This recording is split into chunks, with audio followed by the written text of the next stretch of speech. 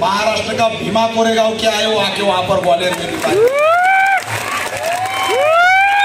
कुछ भी सह सकते हैं, मिश्रा को बोलो हम कुछ भी सह सकते, लेकिन हमारे बाप को अगर किसी ने टारगेट किया तो उसकी खटिया खड़े करने का काम हम पैंथर करते हैं, याद रखो। और वो वक्त आ चुका है, बस हो गई इनकी नौटंकी, बस हो गया इनका। यहाँ पर हम सहते रहते हैं, टीवी पे देखते रहते हैं, बाइट पे बोलता रहता है, गुटखा खा के बोलता है और पुलिस लगाता है घर के आजू बाजू में और हमको चैलेंज करता है। अरे हम खड़े, हम डायरेक्ट घुसते हैं, कोई सुरक्षा की जरूरत नहीं है। बाबा साहब की औलाद है, यहाँ के पैंथर की औलाद है, किसी के बाप को हम डरते नहीं। दिखाएंगे एक दिन इस मिश्रा को, एक दिन घुसना ही पड़ेगा, उसके अलावा ये ठीक होगा नहीं। मैंने फोटो जला है तो उसमें से एक जन बोल रहा है ट्विटर पे, हम तीनों का तुमने फोटो जलाया, हम तीनों ब्रह्मा विष्णु महेश है, आएगा त्या ट्विटरवर त्याची कमेंट, याची लायकी, फोटो जाळला तर एवढा घाबरलाय यार, आणखी तर आम्ही तिकडे एंट्री करायची, जास्त नाटक करू नका। आज आपलं बिहार कैद आहे, आज बिहार आहे का आपल्या ताब्यात? त्या बाबासाहेबांच्या भूमीत आलो आणि आपण विचारतोय की आमचं महाबोधी बुद्ध विहार आमच्या ताब्यात का नाही? बीटी ऍक्ट 1949 तिथं कॅन्सल होत नाही। तुम्हाला हा प्रश्न कुणी समजून सांगायला तयार नाही। अरे गंमत अशी कुठं दिसणार नाही तुम्हाला, ना मस्जिद मध्ये दिसत, ना गुरुद्वाऱ्यात दिसत, ना मंदिरात दिसत। आपल्या महाबोधी बुद्ध विहारात सगळे ब्राह्मण, 6 जण का 5 जण ब्राह्मण आहे, किती जण आहेत? 6 जण ब्राह्मण पाहिजे। आता इथं त्यांचं काय गटूड आहे बाबा? गटूड आहे ना, पैसा आमचा आहे ना, त्या सगळ्यात जास्त दान देणारे आमची जमात आणि लुटायला बसले 6 जण। किती? 6 जण। बरं गंमत अशी आहे की त्या बीटी ऍक्ट अनुसार त्या विहाराचा जो अध्यक्ष होणार, तो अध्यक्ष कोण होणार? हिंदू कलेक्टर होणार। कोण होणार? हिंदू कलेक्टरच होणार।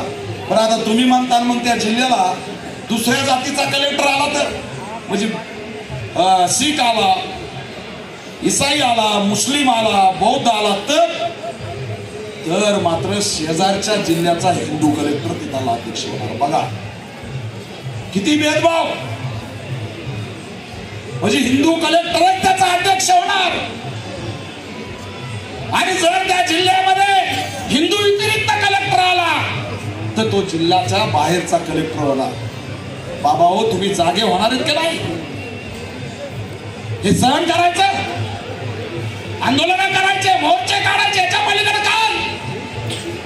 आणि म्हणून या येवल्याच्या भूमीतून मी अलगार करतोय की आमच्या कोर्टामध्ये भांडण सुरू आहे, आमच्या भक्तीची लढताय, पण जर जास्त दिवस आम्ही भाड बघणार नाही, जर हे सगळे आमच्या महाबोधी बुद्ध विहारातून ब्राह्मण बाजूला काढले नाही तर एक दिवस महाराष्ट्रातून आणि देशातून महाबोधी बुद्ध विहारामध्ये जाऊन आमचं विहार आमच्या ताब्यात घेतल्याशिवाय राहणार नाही।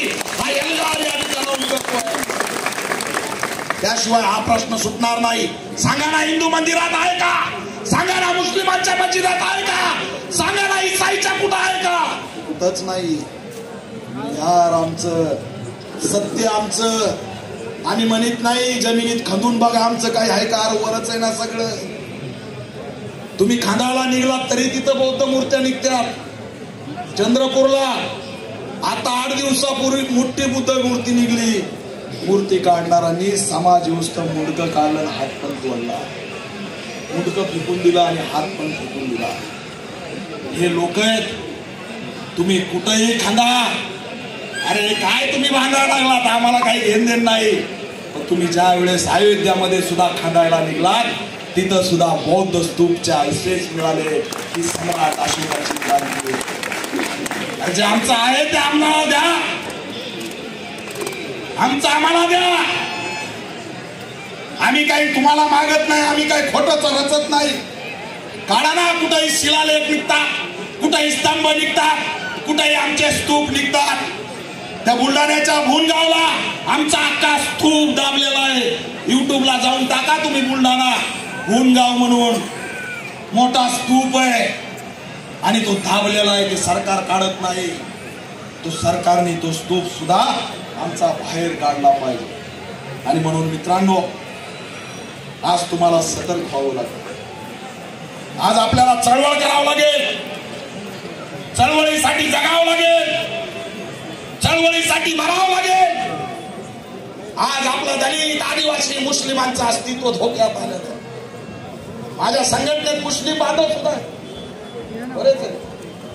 मनुवादे से भी बड़े, क्योंकि हमारा बाप डॉक्टर बाबा साहब आंबेडकर वहां पर खड़े, आज भी खड़े.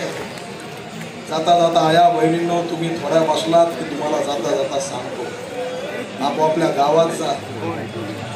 सांगा मला, तुम्ही सगळेजण इथं आलात या निवडणुकीला, विधानसभेच्या, आपापल्या गावात किती रुपयाचा रेट चालू? हो टोपीवाले मामा, तुम्हाला किती चालला? तुम्हाला कोणी रेकॉर्ड करणार नाही, सांगा ते तुम्हाला. 500 इकडे 1000. जोरात बोला, बोली लागली इथे.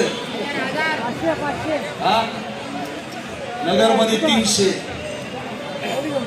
कुठं? मुंबईला 1500. 5000.